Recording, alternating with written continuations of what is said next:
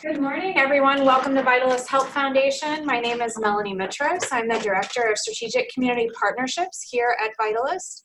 I oversee our grant making. And then have Kelsey Otten here with us today. Kelsey is our program coordinator.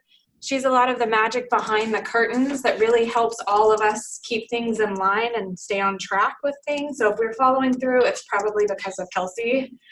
If you need any outreach to anyone on our team, please feel free to reach out to us. Kelsey is a great resource if you're having any issues with the online system, as well as Jennifer Elmore, our office manager there at the front desk. Please feel free to reach out to them if you're having any technical issues. If it's content-wise, please reach out to me just to make sure you know who people are. And again, as we mentioned, the recording of this presentation will be available on our website by 5 p.m. on Monday, as well as the slide deck will be available. There are some additional resources at the end of the slide deck that we won't go through today. There are hyperlinks to different resources. Please feel free to explore those, use what makes sense. Don't use it if you don't need it, but just know that it's there.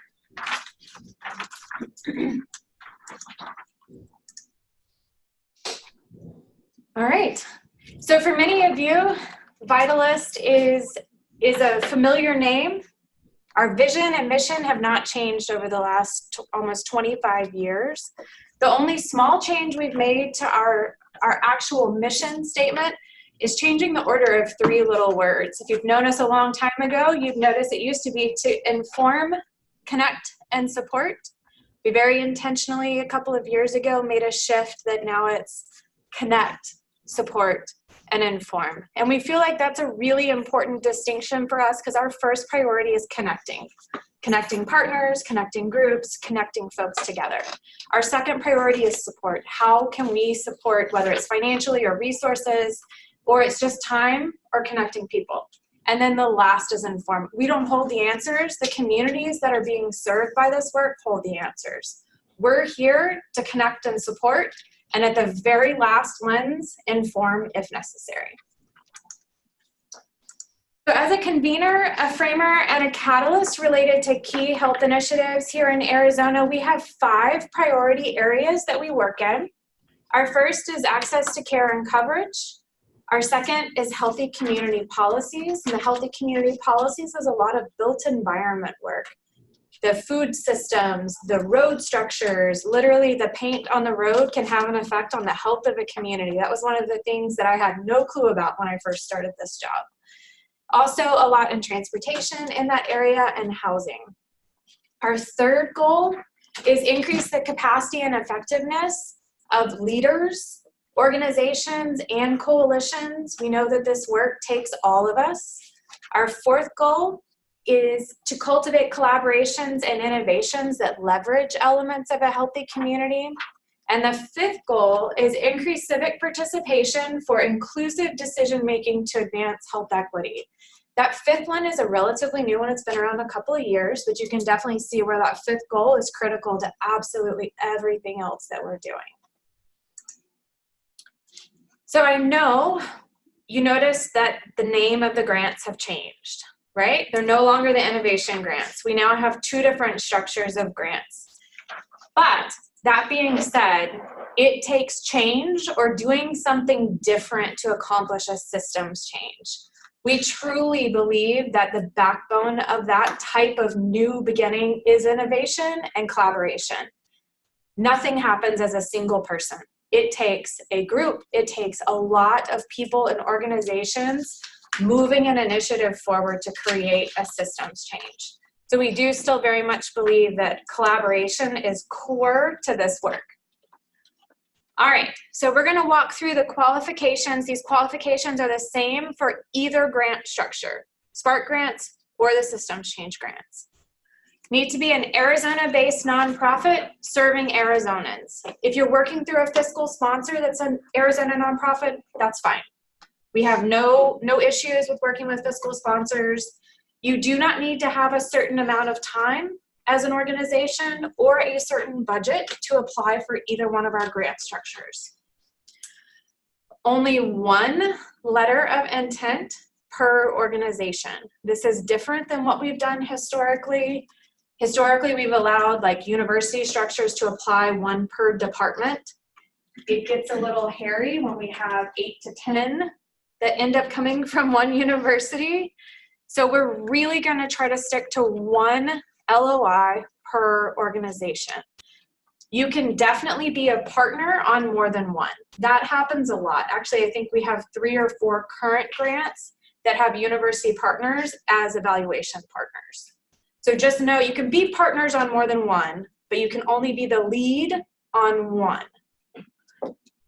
2 or more organizations must be working together in this collaboration. Again, that's for the Spark or for the systems change. The secret sauce seems to land between 3 to 5 partners. It might be a coalition, it might be an organization, but for some reason that 3 to 5 seems to be the secret sauce spot where it really has a robust collaboration, but not so many people that it gets unwieldy and difficult to manage. So just know that that's where most of the ones we have currently have landed. It cannot be a continuation of an existing program. We know we have services that need to be delivered ongoing. Our SNAP benefits, the food stamps, they have to be available all the time. These grants are not to continue and expand an existing program. They are to help change the system that's led to the reason why we need those SNAP benefits. So maybe it's a living wage initiative. So you can see how that shift is happening. At that systems change level, we need the programs, but these grants are not intended to fund them. And it cannot be a current innovation grant awardee to apply for a new grant. You can be a partner on a current grant. You could have been a previous innovation grant awardee. Those are completely fine. But just if you're already the lead on a current innovation grant, give somebody else a chance to jump in there for this next round. Okay? Any questions about qualifications? I know it's early on a Friday morning. Yes, go ahead. So the 1 LOI per organization, is that in each grant category or across both categories? So the timeline for the grants, and we'll walk through that in just a second, will allow, if you apply for a systems change LOI, but you're not asked to complete a full proposal, you're more than welcome to apply for a Spark grant. Okay. Because of the way we have the timeline. And if the Spark grant is completely different work, that's fine. More than likely, there's probably another partner organization that could be the lead applicant for that Spark grant if you're going forward with a full proposal for the systems change. So think about that, share that leadership role and that structure if it makes sense. So there's definitely ways you can do both if needed. Yes, go ahead. And this may seem like a dumb question, but 1 LOI per organization, meaning from the lead organization, that would include the partners, but you don't want an LOI from each of the partners within the program, correct? Not for the same work. If there's multiple LOIs for the same work, they're all going to get pulled. Right. So just 1 LOI for One the program, LOI for even the though we work. have several partners involved. Yeah. Okay. 1 LOI for the work, and several partners can be involved. So you mentioned universities. So if I work at a research center at ASU, if another research center applies, ASU. cannot. Okay. 1 for ASU. I know this is a tough. I'm happy to make other connections if you need some other connections there at ASU. But a lot of times there's actually other partners that would possibly be the stronger lead applicant, where ASU would be a phenomenal partner in the work. So think about that. Think about who would be the best lead applicant. And if you look at our historical grants that we have online, it typically is more of a grassroots, community-based nonprofit that have been funded. Just a little hint. Any questions online? Yes. If submitting from a tribe, does the 1 LOI need to be from the tribe if many nonprofits are involved? That's a good question. We have not, so with tribes are absolutely more than welcome and encouraged to apply. If they want to be the lead in submitting the LOI, it's completely fine. We do encourage them to begin pursuing a tribal resolution, just so that tribal leadership is aware of the application going in.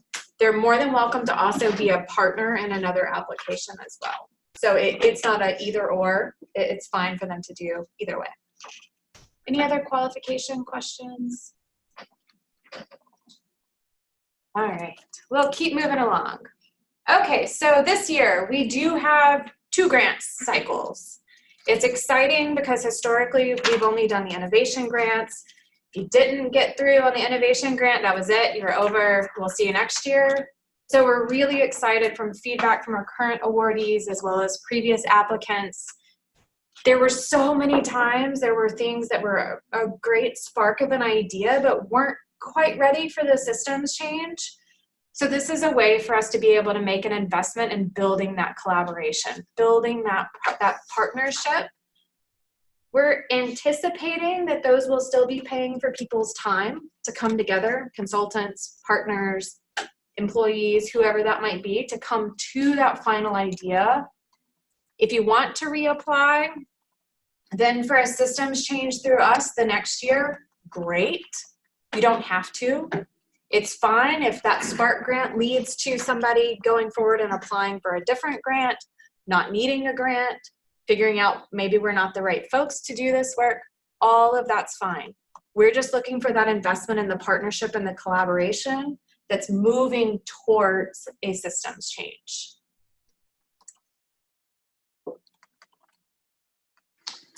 Can I ask a quick question about this? Yes. So if you're a new potential organization that's never received funding from Vitalyst before, do you have to apply for the Sparks grant first and then? Nope. Okay. Do not. Sure, the question was, if you have never received funding or applied for a grant from Vitalyst before, do you have to apply for the Spark grant first? And the answer is no. I mean, we've built the process thinking about our capacity building work, the Spark grants, and then the systems change grants. And I know online you probably can't see all my arm movements. But it's not a linear relationship. It's wherever a group of partners enter is fine. And you may enter at one spot and then transition and come back at another spot. We have current innovation grant awardees that need capacity building, and we'll engage at that point. So just know wherever you enter is fine, and then we'll go from there. And can you apply for both, or is it either or? So with the question was, can you apply for both or either or? You cannot apply for both of this for the same thing unless you've gone through this. So the systems change, if you look at the timeline, the systems change happens first. So you have the systems change letter of intent, and then you have the full request for proposals for the systems change. If you are not asked for a full proposal for systems change, you may then take that idea and apply for a Spark grant. We intentionally set the timeline where that could roll. The Spark grant application, it's a 1-stage proposal. It's a 2-page application. So you can imagine your 2-page LOI is going to be really close for what you're going to need. You'll probably need to tweak the budget a little bit and actually build a full budget, but that's it. Okay, so we've really tried to make it where that's going to connect you right into the Spark grants if it's a fit for you to go forward. Thank you. You're welcome. So you'll notice I had lots of fun with the little Spark little emblem. So anytime you see the little Spark, you know it's a Spark grant. I was trying to make it where you could see this a little bit easier. So again, the timeline, the systems change submission portal, so our online portal will open on Monday, September 23rd. So about a week and a half out. So don't panic. You don't have to get in there right now. They're not due till November 1st. Got a little longer on those.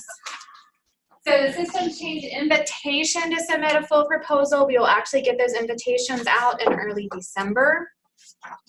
The Spark grant submission portal will open on that following Monday, December 9th. So then you can get in and start taking a look at that. The systems change proposals are due on January 24th. We do presentations with our proposals. Those will be the second week of February. The Spark grant proposals are due February 28th, and we will do both award notifications on April 3rd. I learned my lesson. April 1st is a terrible day to do award notification phone calls. Don't do that.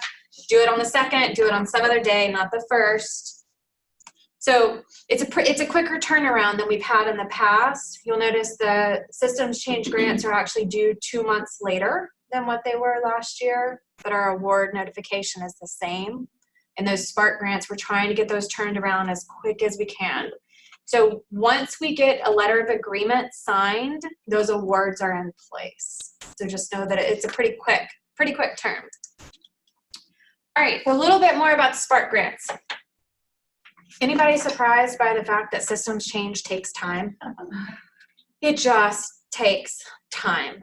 And that's what we're looking to invest in, is for people to come together to build those relationships, build the trust, identify the change that they need to tackle as a group to really fundamentally make a difference in their communities. So the applications open December 9th. They're due February 28th. These are going to range from $10,000 to $30,000. And so that's really going to influence how many we're able to award. It really just depends on what we have come through and what those asks look like. These are some guiding questions that we'll put forward for right now. So what is the readiness and capacity of the partnership? How is the project approaching the work through an equity lens? How will the project make a difference in the future? We're not expecting these grants to change the world. We're expecting to see, hey, this could change the world in 3 to 5 years if we're down there. And then how does this project address the intersection of two or more of those elements of a healthy community? We'll talk a little bit more about those in a few minutes. Any other initial questions about the Spark grants? Again, remember, we'll have an additional video and there's additional resources on the website. I know it's a ways out for when those are due, so just remember that those are there and you can go back as references. Yes? Will the slides be available online? Yes, PDF of the slides will be up and available on Monday by 5. Yes. Is the Spark grant more of an exploratory to see what your capacity is as organizations working together, or is it more, we've identified this one nugget in the budget that we need for a bigger project? What is it? So typically, well, I say typically, we're trying this. So I will say this is exploratory for us and seeing how it goes. What we're thinking will be is that there's a group that's come together and they know that this is a problem. So maybe it's expulsions and suspensions in schools with youth of color.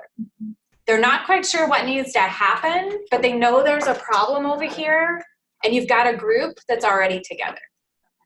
So that's more what we're thinking it will lead to, because that's really where that barrier point we've seen over the last 6 years has happened with the innovation grants, is there's not good clarity around, we want to try this. It may or may not be the right thing, but they haven't gotten to that level of specificity. So it's more about building that relationship and trust to try. That may or may not be exactly what goes through. There may be some that is around bringing groups together to see what their capacity to work together is as well. So have patience with us as we're learning in this process too. Do these grants require any type of data collection and like to determine like if changes were successful or anything? So with all of our investments, we look at evaluation, but we view evaluation very much as learning. So it may not be a pre-post test typical data analytics. It very well may be documenting a learning log and seeing, you know, hey, these were the ways that we figured out worked. These were the methods that worked for us. So it's not necessarily a data outcome, but it very much is a trajectory for change. Developmental evaluation is one method of evaluation that a lot of our current systems change funded partners have utilized. It just seems to work well in this space. Go ahead. Our organization is very small. We only have probably about 10 people in the organization. Do you have a recommendation? We do have partners, but we haven't collaborated with an idea. yet. We're just kind of seeing what's out there as far as possibilities. The collaboration part, I mean, are you looking for a minimum? You said 3 to 5, right? It seems to be the secret sauce is 3 to 5. Okay. Yeah. Yeah, the collaboration needs to be there. The partnership needs to be there. There's no doubt about that. It may not be formal. It may not have been a long time in working together, but that is a really critical part for all of these funded projects. All right, I'm going to keep moving. If you have more questions, please jot them down. Feel free to email them to me, email them to Kelsey, or you can ask them at the end, either way. All right, so our systems change grants. These are the new biggies. Based on feedback, guess what? Not a single one of our innovation grants ended in the 2-year time frame we funded. Anybody surprised by that? Nope, not me. Most of the time, what they've needed is an extra 3 to 6 months. And so we said, you know what, like, let's pay attention, let's make some changes. So now our systems change grants are 3 years, and they're up to $175,000.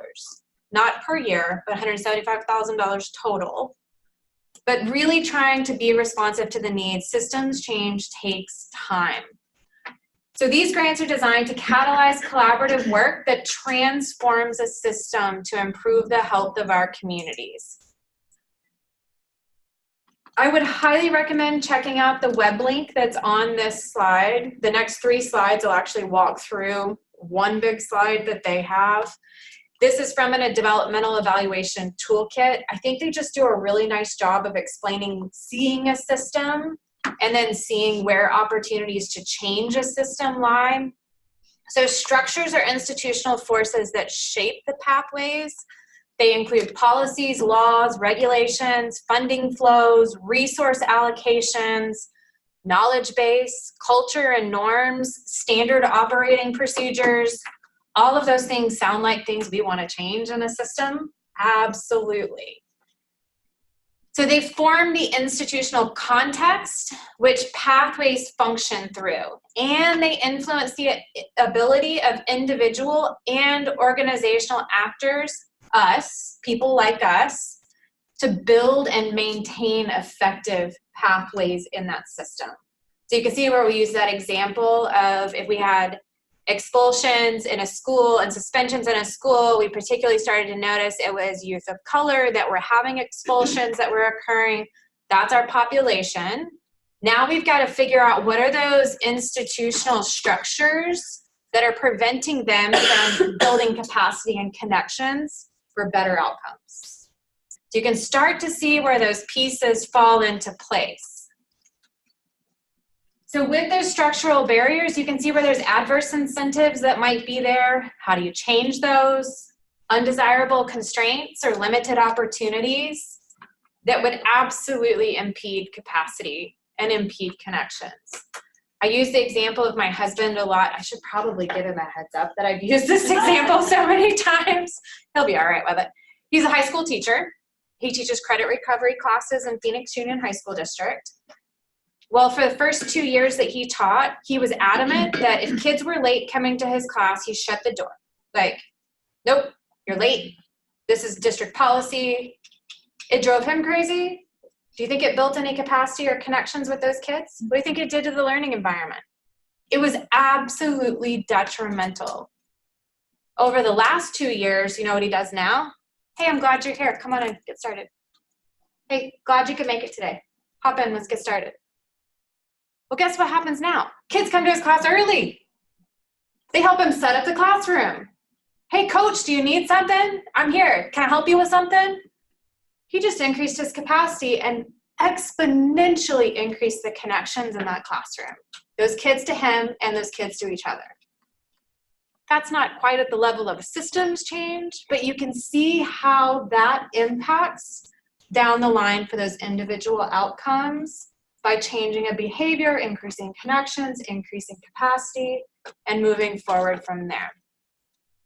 So when we really look at how do systems change initiatives contribute to systems change results, absolutely the cornerstone is effective collaboration. Effective collaborations have strong member engagement, they have clear structure, they have some process put to them, and they have some type of effective accountability framework. A lot of times effective collaboration doesn't have to fit, A, B, C, D, but it needs to fit for the collaborative partners. It may be shared governance, it may be shared decision making.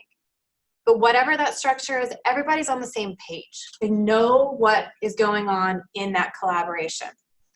If you have effective collaborations, you're able to support effective collaboration, effective systems change initiatives that then build more conductive structures, which have now reduced those barriers. Those lead to improved pathways and absolutely better outcomes for the individual, which leads to better outcomes for the community and for the system. This is the full picture of that whole thing. You can see why I pulled out each little individual piece so you could see it a little bit better. But again, the hyperlink has all of the details. You can dig through more. Don't panic when you open that PDF. It's like 90 pages. But that's because it's a step-by-step toolkit.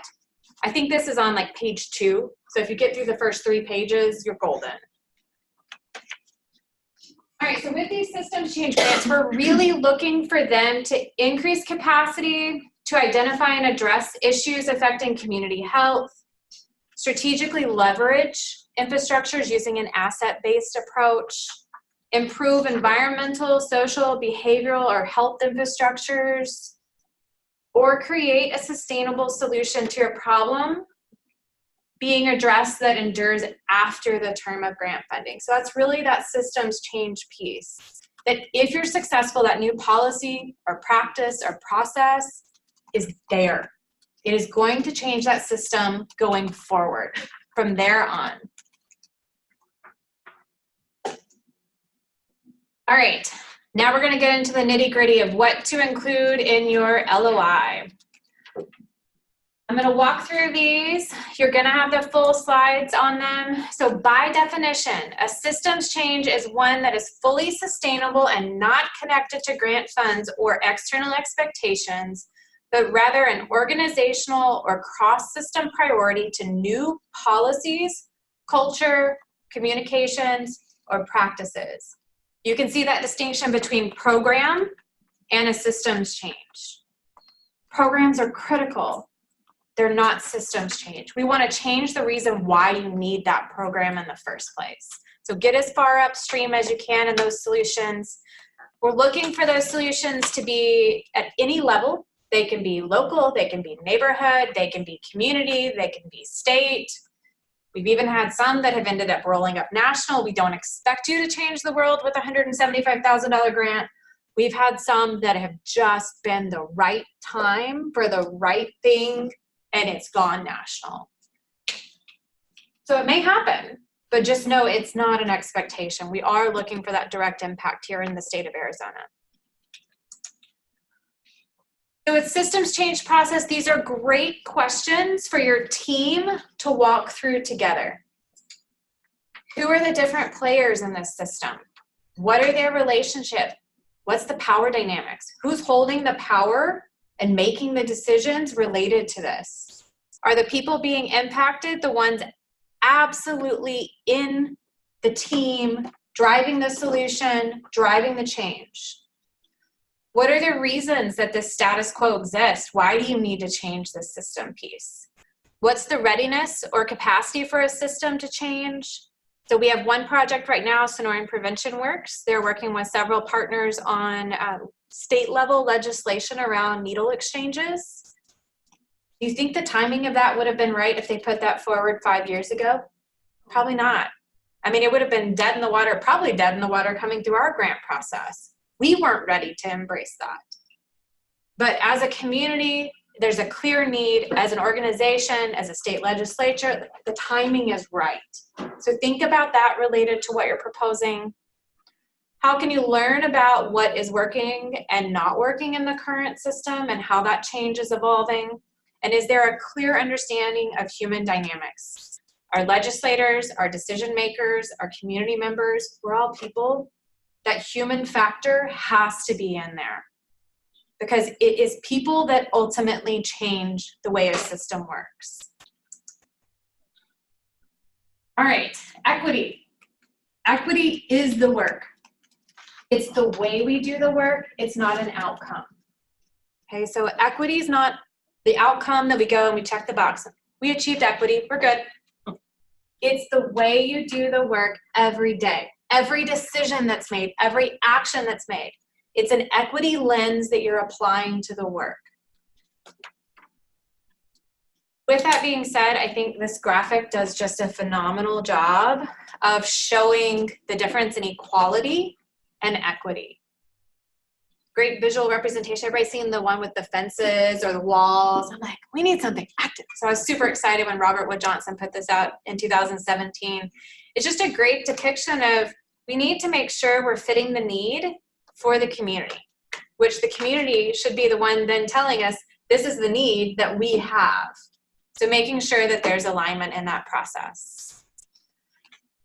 Again, some great guiding questions for your team to work through. This really, I think is helpful for folks. There may be other questions that emerge as you're having this conversation. You know, do the strategies address the root cause of the problem? So even with snoring prevention works. Changing legislation to allow needle exchanges isn't going to change the root problem of why we need a needle exchange. But it starts to build connections and relationships that starts to bring people back together. So no, it's not the root cause, but they've gotten as far down as they feel they can at this point. So being able to know, hey, we know this isn't the root cause. We think this might be the root cause, or getting closer though.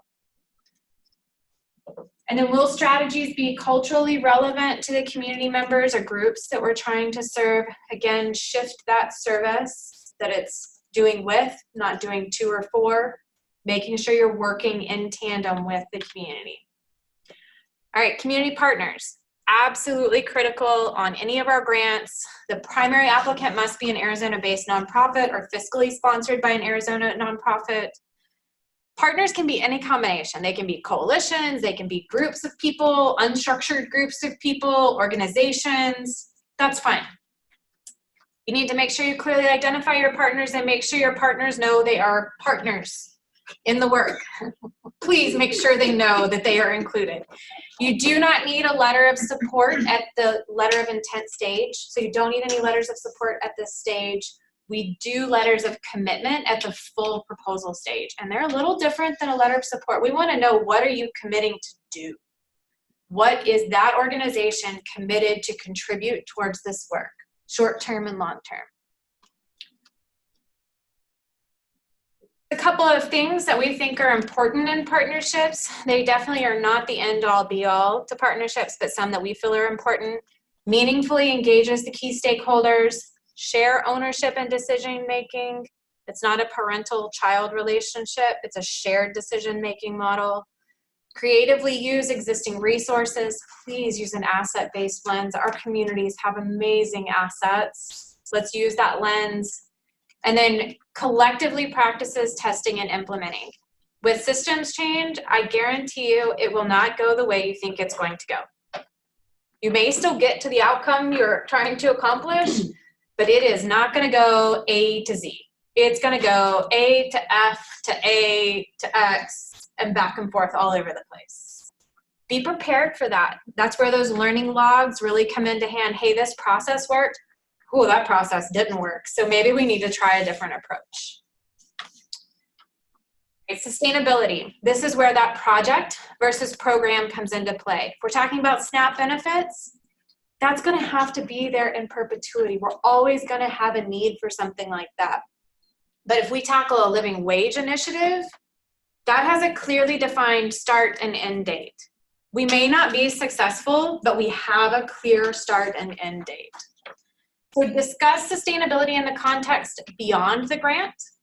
So if we did accomplish that living wage initiative, what are the other things that might need to come into play after that policy changed?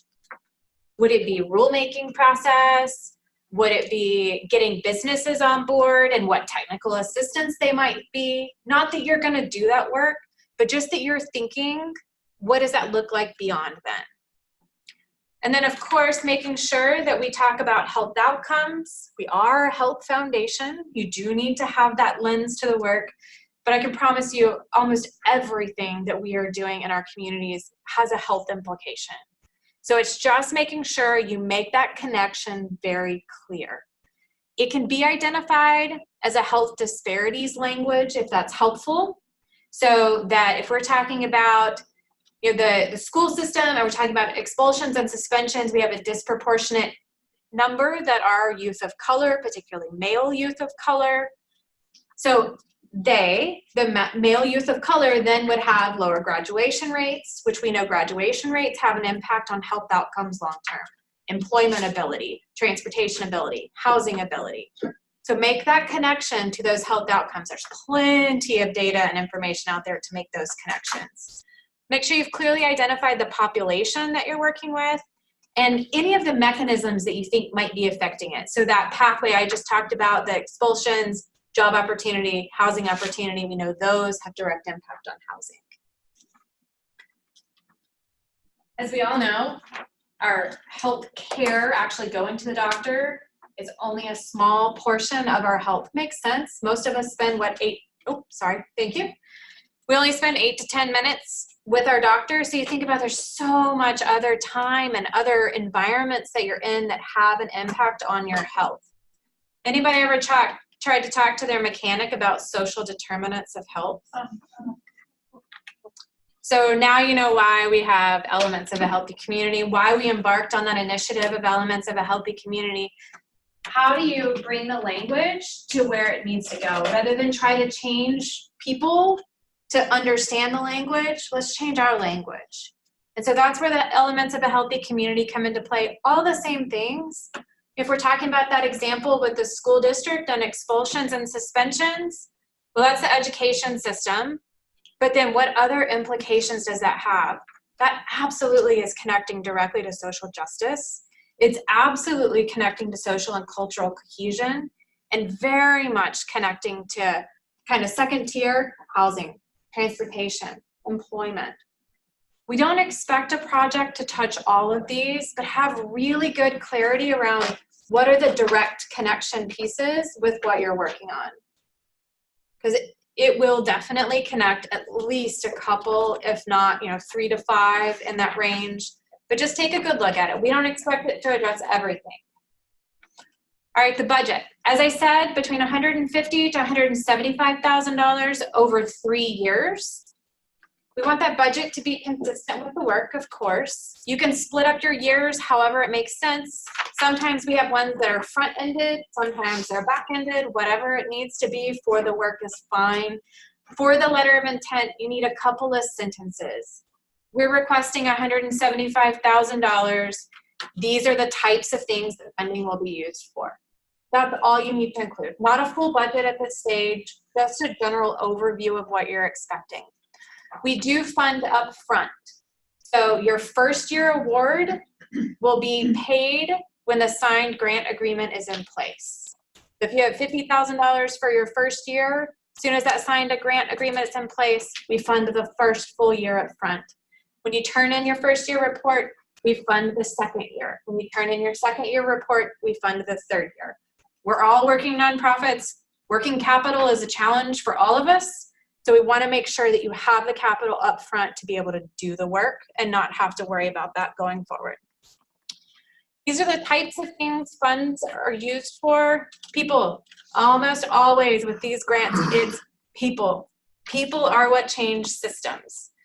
You definitely can use it for convening space. You can use it for food, use it for evaluation. Typically we see about a 10% of a budget related to evaluation. So make an investment. Give me just a second, I'm gonna announce it. And then you absolutely can include any administrative, overhead, indirect expenses that are directly related to the work. Okay, those range 15 to 20%, depends on the project. We do not have a set administrative rate or indirect rate. That being said, we don't take a blanket indirect rate from like a university level indirect where they say 40% for every project. It needs to be specified to the work. but please include what it takes for the work, okay? So the lead applicant cannot be a for-profit, but you very well may have a for-profit partner who receives some subcontract funding. That's fine. If you're doing policy work, there's going to be a lot of advocacy that's going on, and we all can do advocacy 100% of the time. There may need to be some lobbying work that's happening as well, as long as it stays within the IRS requirements of not being a significant amount of your budget, which we typically recommend 10%. The lobbying probably needs to happen. But remember, the lobbying is only when you're asking someone to specifically support a specific bill or not support a bill, but you cannot use the funding at any time to support or not support a candidate. So that's an important clarification. Can't buy any buildings, no cars, I know, it's disappointing. If you need a couple of laptops or a couple of iPads to increase the capacity of your team to do this work, that's fine. But we just can't have big capital expenditures. We had one time somebody tried to buy a tractor. Can't pay for the tractor, but we can offset the maintenance. You know, so they were able to do the maintenance cost of maintaining the tractor in there. And then again, indirect expenses not related to the project are not allowed, but if it's related to the project, please include it. So those ideal innovations really result in policy or practice changes that improve the health of a specific population. They address root causes or barriers to healthy communities, the 5 whys. Anybody have toddlers or toddler grandkids? They ask why a lot. They're really brilliant because they really want to know what is at the bottom of why you're not letting them do whatever it is. That's also really valuable in this work. Keep digging down the why pathway. There's a clear alignment and understanding of those intersections of elements of a healthy community, and that there's a health equity lens that's applied through the entirety of the work. Really important in these. All right, so next steps. If you are currently working with a Vitalyst staff member, please continue working with them. You don't need to work with me. I am not the built environment expert. I am not the capacity building expert. Work with our team members who are the experts in that area. If you are not, please schedule some time to talk with me. Calendly link is where all of our scheduling is happening through this year. You click on there, you'll see all the availability, put in your information, and it's on my calendar and on your calendar right then. Hopefully that'll make the scheduling a little bit easier this year. You don't have to meet with one of us. It's just an open invitation. If it makes sense, we're here. We want to be able to help you submit the best LOI you can because we want to see the best work happening in our communities for our communities. These are all of the details with the letters of intent. This is on our website. You will have the slide deck. I am not reading through all of these little pieces. Answer them in the order that makes sense, but this is what the reviewers will be reviewing from. So know that these are the questions, these are the pieces that are there. So with your letter of intent, be specific. The grants that we have seen get awarded are tackling one very specific issue.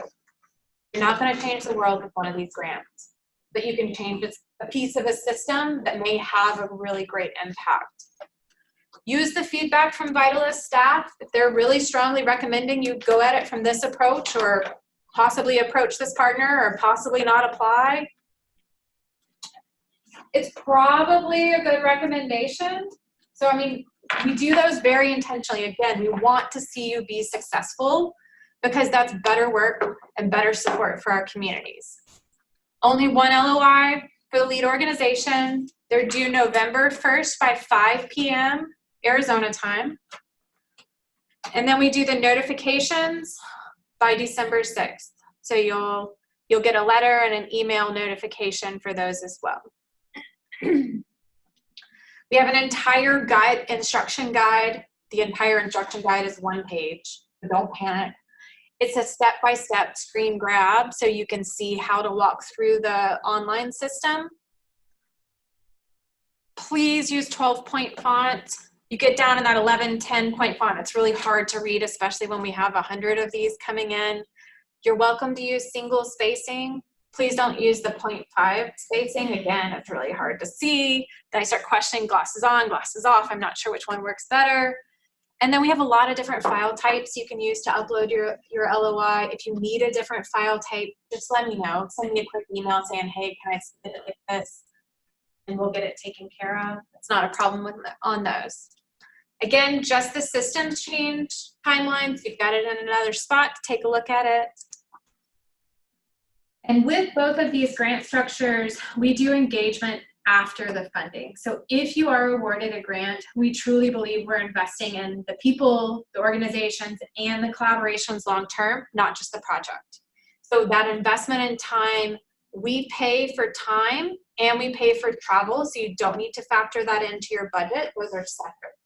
It's an investment, again, in the people, the organizations, and the collaborations coming together. We've talked everything from succession planning around a project or a program to we've done racial equity. We've done a lot around developmental evaluation. That one comes up a lot. We've done stakeholder mapping, a lot of fun conversations to get into. It's a great way to get to know others that are doing this type of work in very different arenas in our communities. We do have a new grants management system. If you submitted a letter of intent last year, your email is still in the system. If you don't remember your password, just click forgot password. You can reset it, no problem. There are instructions to walk you through step by step. There's a one-pager that you can print to have a hard copy, or you can go through the slide deck step by step on how to go through it. All right, so I know that's a lot of information. Again, the whole slide deck and recording will be up on the website on Monday by 5, but I'm happy to take any questions that you have right now. Clarify, can personnel or consultants be counted as partners? Yeah, consultants can definitely be counted as partners. Same staff members from an organization, no. Okay. Partners are actual groups, like an organization, a coalition, maybe an unstructured, maybe a neighborhood group, something like that. Those are considered partners, but you definitely can have a consultant. Sometimes we'll have consultant teams. So Pinnacle Prevention has been on a lot of projects. As a team, they become a partner. Maybe kind of individuals who may have assumed some sort of informal leadership role within the community. Could be. Yeah, I mean, definitely could be. I would hesitate to say like 3 individuals would be successful, but you very well may have individual leaders from a community that are part of the partnership. Definitely. Any questions on that? Along with the partner question, does there have to be a time frame of when partners have worked together, like longstanding or partners that have just been pulled together, and then how involved do the partners need to be? I love that involved question. There's no specific length of time related to the partnership. I will say most of the grants we've seen funded, those partners have been working together for at least a year. They've got some depth of relationship. Not always, but I think the majority of the ones we have, it had been at least a year that they were working together in some capacity. Some of them longer, but there's no set time limit on that. Now, the depth of partnership, I like to describe it as you need to be on the same bus all together for at least a good week where people start to stink. Like, you need to be at that level of building trust, building relationship, getting to, really knowing each other and knowing the work together.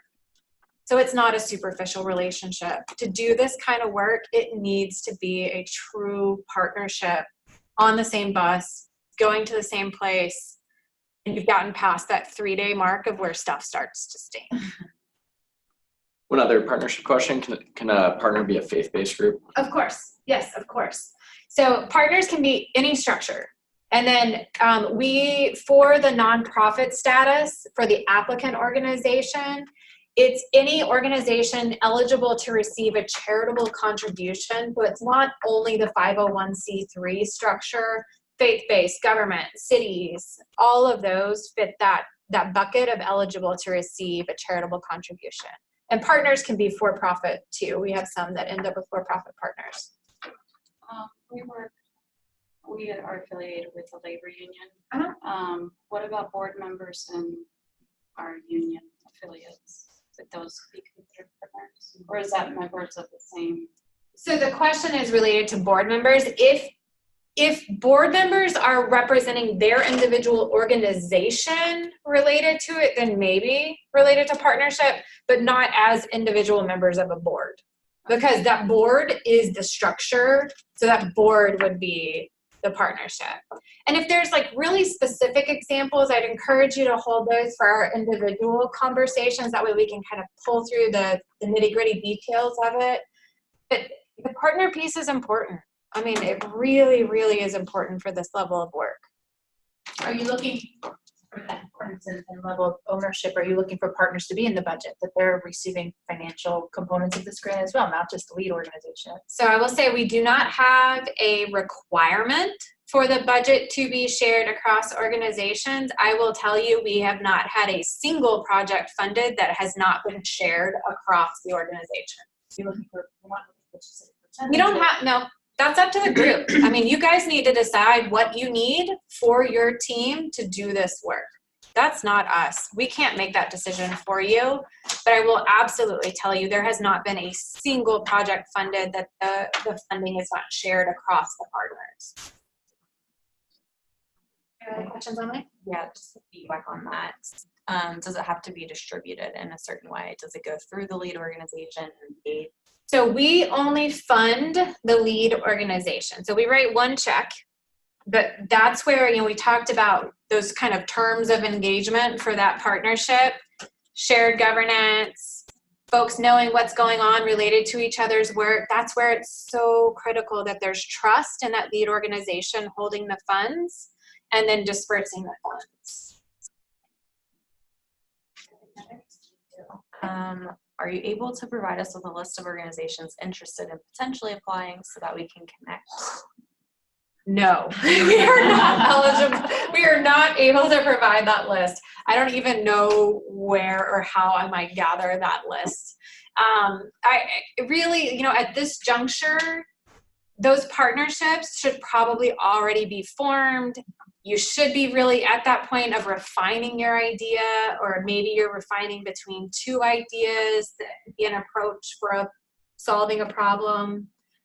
If that's not the case, then I would say there's some more depth of relationship building and partnership that needs to happen before you apply. And maybe that time could be used before a Spark grant at that juncture.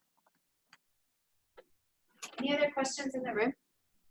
You mentioned you'll be notified if you want to submit a full proposal by December 6th. Are you also notified if you are not invited to do that on the 6th?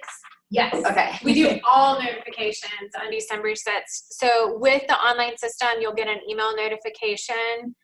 We've gone away from sending paper letters. I know, sorry, U.S. Postal Service, but it's an environmental footprint step for us that we're really trying to shift that, and hopefully it gets a quicker notification. So make sure that the email you submit in the portal is accurate. Otherwise, you won't get that notification. If you don't get it, you know, make sure you check your spam, check your junk folders. Either way with that. And just let us know if something gets hung up, you don't get notification. If it's December 7th and you haven't gotten that email and you can't find it in junk or clutter, send me an email. I will say, I am a moving target. Please do not try to call my office phone. Calling my office phone, I might as well not have one. I really shouldn't. Send me a quick email. If it's something we need to talk about, send me an email and give me a couple of times we could talk. If it's not just a 30-minute conversation, that's by far the easiest way. And through email, I can respond at my weird 5 a.m. when I'm up drinking coffee. I don't think you want a phone call from me at 5 a.m. So just know that that is definitely the easiest way to catch me. Another question about, it's getting at, is there a better grant to apply for if you're a grassroots organization, or? No, we are absolutely open to grassroots, brand new organizations applying for either grant structure. Flowers and Bullets Collective down in Tucson, they were brand new. They actually are fiscally sponsored. They applied for one of our innovation grants, received the innovation grant, and 6 months later received the Howry grant from U of A. So they had $125,000 from us, $600,000 from Howry. They were able to leverage our grant to get that Howry grant. And then we were able to shuffle funds. We're very, very flexible with our funding. So if you are awarded one of our grants, know that we're flexible. We can shift those funds if you end up with other funding courts that work.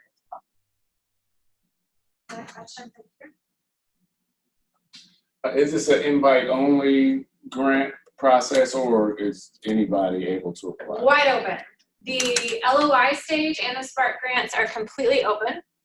The full proposal stage for the system change is by invitation from the LOI point. Yep. But it is completely open to any Arizona-based work. Any last questions online? It's a tech question. Which email should be added to our Safe Sender list so we don't miss an email from Vitalyst? Okay. That's a good question. We'll have to pull the WiseHive email. I think it's like no reply at WiseHive something. So we will work with you to make sure that you can see that email, that if you need to add it to a Safe Sender list, please add my email address to your Safe Sender list. I will also be sending out communications. And then we should also probably take a look at the MailChimp email address. What email address sends out? It's info@vitalysthealth.org. So I'll send a big email out through MailChimp on Monday when everything's live on the website, so you'll know it's there too. Because if I send it just from my personal email, it'll all bounce back. Too many people on it. All right, any other questions? Yeah. So the systems change grant should aim to, at the end of the grant, produce something that is sustainable and lasting. So you mentioned the flowers and bullets that use it to leverage another grant, but if they hadn't got that grant, the grant they got from you would still have been sufficient for them to achieve something. It would have, yeah, it would have. They were able to just way expand and start to bring in a whole lot of other partners than what they were anticipating being able to do with our work.